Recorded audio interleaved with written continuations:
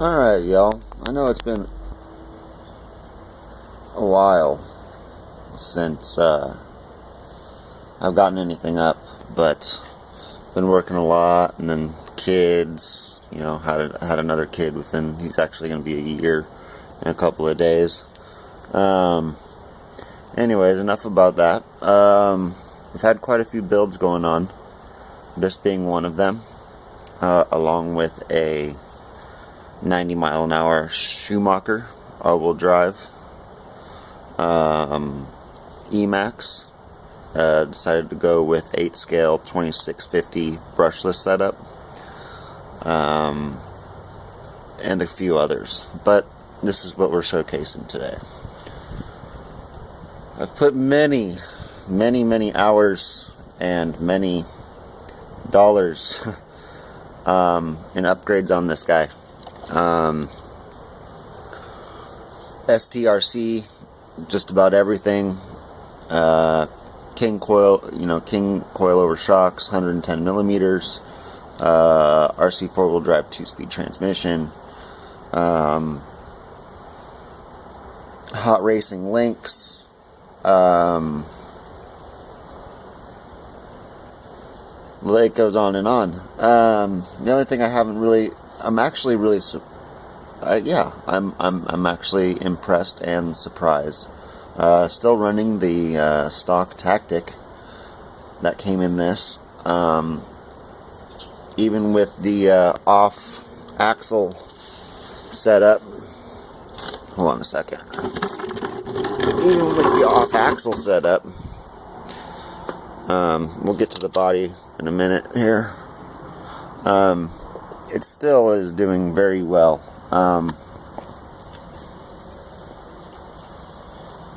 Yeah, I mean, with the panhard and everything, it's still plenty strong and all that good stuff. It's a little overcast today, so the weird camera glare, or lack thereof.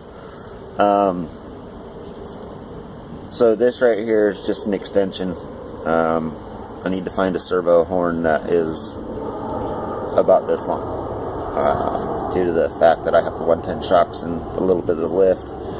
You'll notice that, and this is a key thing when you're doing the panhard bar on your vehicles.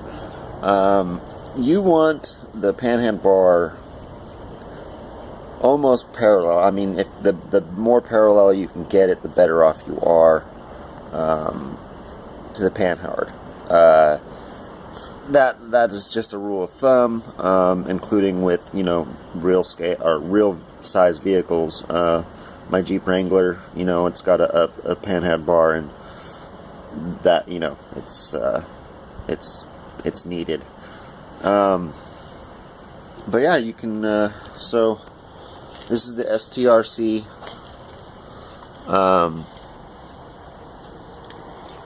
Servo relocation setup, and it came with the steering linkages. Yeah, just the Tactic X45. I should actually go up. There's stronger Tactics, but yeah, when this dies. STRC bumper, worn winch, outer C-hubs, all STRC. Love the company. Love the options that they make for the SCX10. They've been really good to me. Moving on, a couple of things about the vehicle. I'm running 2 boxes for my electronics due to the fact that there just wasn't enough space for all the lighting and all that other stuff that I'm currently running on this. Front factory box holds my receiver, and a few splitters that I have ran on the inside, and then just the extensions ran out for different options. I am running a RC 4-wheel drive 65 turn. What are they? Yeah, just a 65 motor, a crawler motor. Yeah, it's been great. It was awesome before when I had the single speed, and it's still pretty awesome now. The only thing is that with the 2-speed RC 4-wheel drive transmission, it has got a really super low first gear. And I might be able to go, with a little bit faster of a motor, like a 35 turn or something like that. I really think I want to do brushless, but there's some people love it and say that they've never had a problem in the water and mud, and as long as you do the necessary things and whatnot. And then there's other people who be like, do not take it in here, type of deal. So I don't know. Maybe I'll get a cheap setup, Novak or something like that, and go in there after I waterproof it and see how it does. But yeah, RC 4-wheel drive, if you guys aren't familiar with their 2-speed transmission, absolutely love it. Alloy case, everything about it is an alloy of sort. Everything works really well, shifts smooth. The only thing that I had to do is, due to the fact that I have limited space on my ladder frame,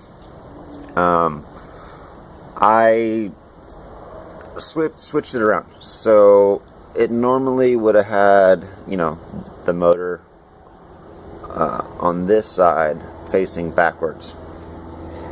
And that didn't work for me because of all this stuff, because of the servo. So I took my plate out, rotated it, and put it in. Now, here's the thing. As you can see, it shifted my axle up towards the other side here, or my transfer case, I guess you could call it, up towards the other side here. Put a little more strain on this, but I'm gonna go with some MIPs, maybe some hot racing, I'm not sure yet, and get that situation situated. As far as the winch goes, I have it running off of a separate 2-cell. It's got its own inline setup to a switch to turn it on and off. I wanted it to have its own power source. These Warn winches are rated up to 11.1, and obviously as you go up in voltage from the 7.2 to 11.1, it adds strength and whatnot to, well, it's not really strength, it's just you're putting more power to the motor that's inside the winch. So I thought a 2-cell was good. 3-cell, I thought, well, maybe it'll get a little warm. As this pulling you out of something with as heavy as my vehicle is, a motor should get a little warm if I'm putting it to hardcore use as is. So I wanted to have a 2-cell. I didn't think I needed the max voltage. As it is, I can set this on a counter, hook up another SCX10, just a factory one, not modified. I only say that because the one that I tried this on wasn't modified, so it was the factory weight. I was able to hook it up and actually lower the vehicle, and this is about a 4.5 foot counter that I did this on. I should do a video for you guys, maybe I will, where it I just lowered it down, and then I brought it back up, and it brought it all the way up with the tires skidding against the wall as it's being drug up. So I was pretty impressed, especially with the weight of my vehicle. I had it didn't budge. The nose dropped, obviously, but it didn't, it pulled it up no problem. Now, as far as lifting my vehicle off the ground, I don't know. I have a pretty heavy rig. It'll pull me out of something when I'm, on a flat surface like this, but straight, a vertical pull, I have not tried. Not trying to really ruin the motor that's in the winch. If I had to guess, my vehicle weight, fully equipped, between 10 and, it's probably about about 10 pounds, if not maybe a little more. Maybe it's hard to judge. I should probably scale it out and find out.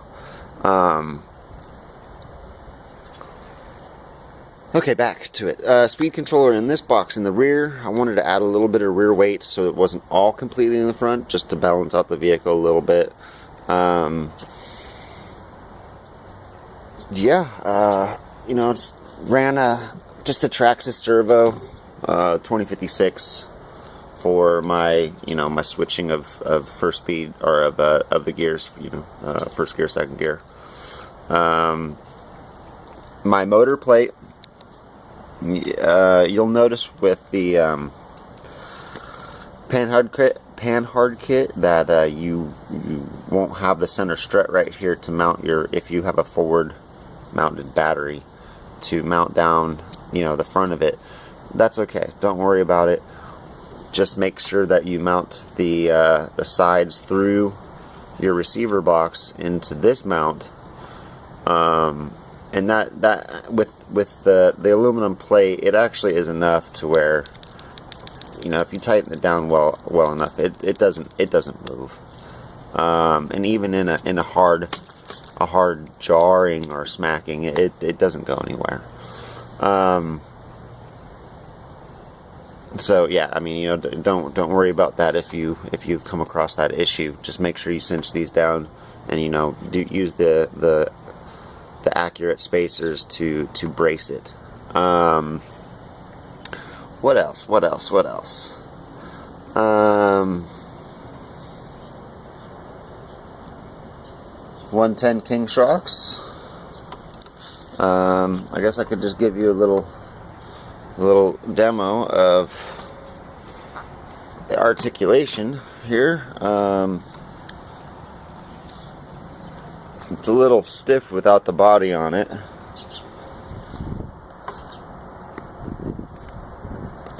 But at full,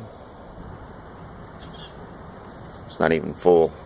At full, I mean, it's, what's an example here?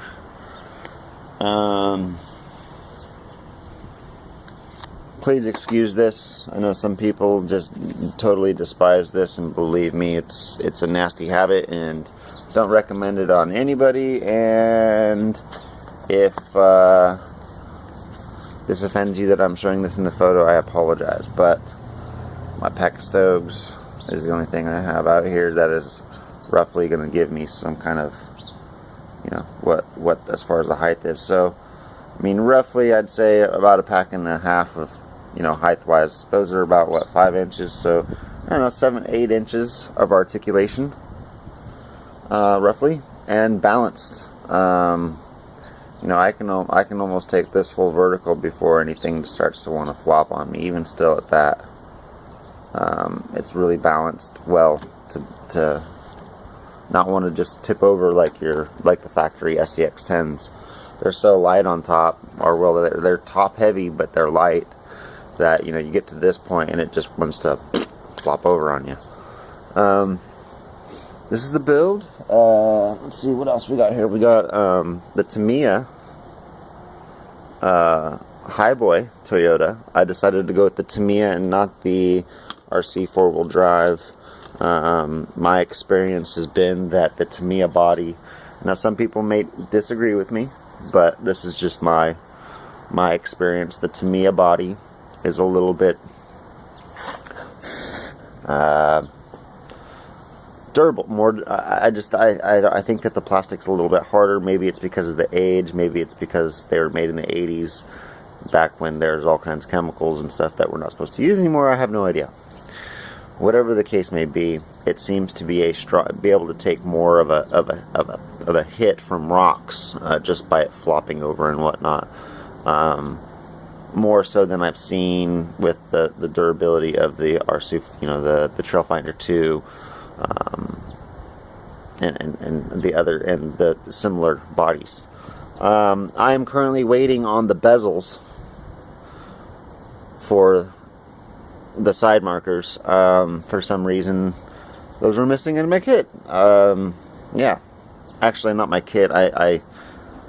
well, the kit that I grabbed from my local hobby shop, Sheldon's Hobbies. I guess I just didn't grab those. So I had to order them. Just because they didn't they didn't have them in. It's actually really hard to get those pieces. All the lights work. Tail are the corner markers, blinkers, headlights, light bar, rear tail lights. Really, really dig this body. I decided to go red. My first vehicle was an 81 Toyota SR5 long bed 4x4, and it was red, just like this. It was an 81, so I had the square headlights, but I didn't really want to go through and, I also owned an 83, an 85, an 87, and 79. So, I've had the square headlights, circle headlights, but I liked my red Jeep from back in the day. Red sells, I guess. But, I really dig it. I love the body. It takes me back to my old Toyota. A couple other things I forgot. You guys are probably wondering, why is your axle so, wide? Is it the offset? No, these are the Proline beadlocks. The what is that? The six screw beadlock. Just the axial ones. What the thing is that I actually went with the strc axle extenders. I think they're 12, if I'm not mistaken. They're 12 or 14 millimeter extension, and then they're straight,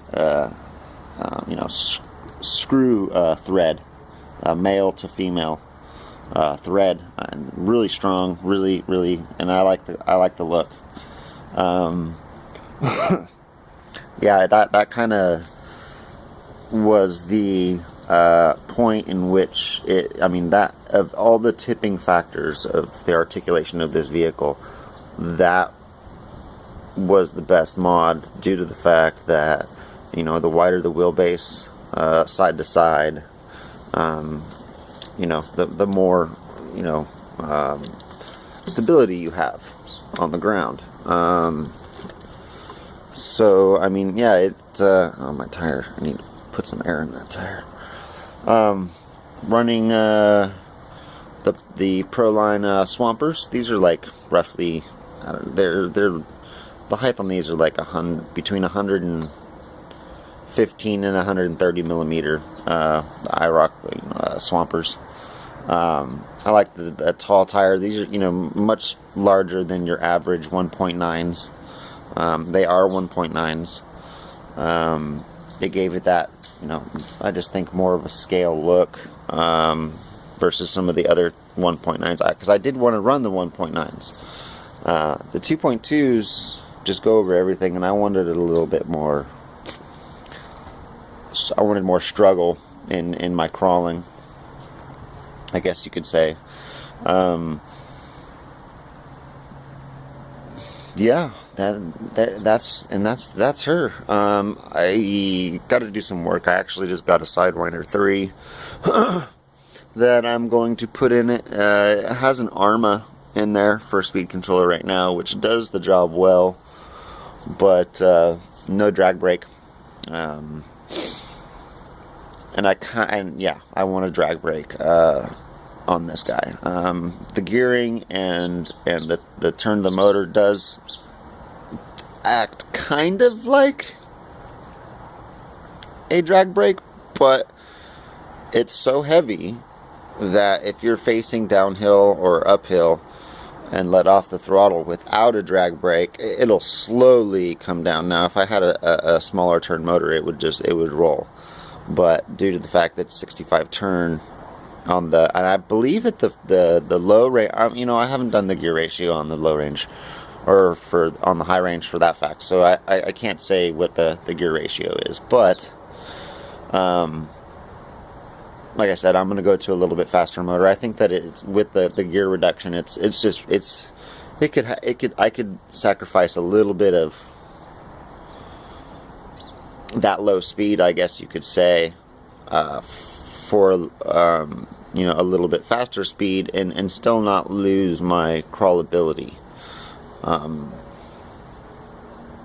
So that's, yeah, that's the plan. And not only that, with the Sidewinder, I may go back to a 2S due to the fact that I, you know, punch control and all that other stuff.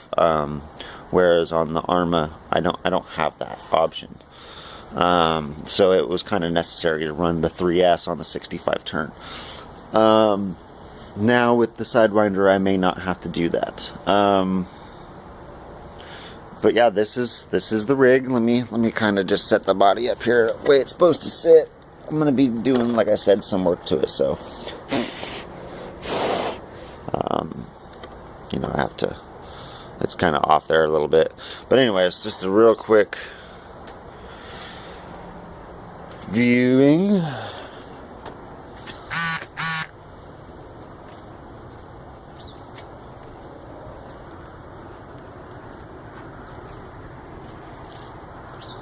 SCX10K.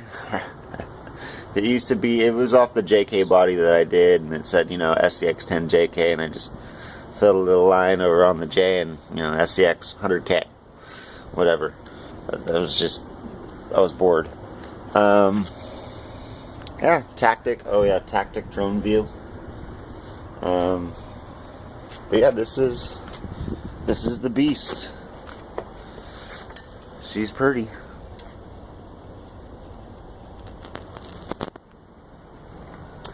So I just noticed that this has been about 20 minutes, so I'm gonna cut it off. But hope you guys enjoyed. Be looking for some of my other builds. I work at the hobby shop now, so my paycheck just goes back into my boss's hands, as you can see. You know, a lot of people ask me, well, are you going to sell it? Well, you know, money talks. I wouldn't want to sell this, but, you know, hey, for the right price, everything sells. But yeah, that's my Yodi. The good old go anywhere truck. I'll get some video of it running and lights and all that other stuff at another time. Like I said, I've been pretty busy, you know, with the other kid and everything, so do have some patience. Please don't unsubscribe. I will be getting some more videos out. Any questions, comments, let me know. Love to answer questions and you know, help anybody that may have an issue with something on their vehicle out as much as I possibly can. Until then, keep on RCing, and RC Habit out.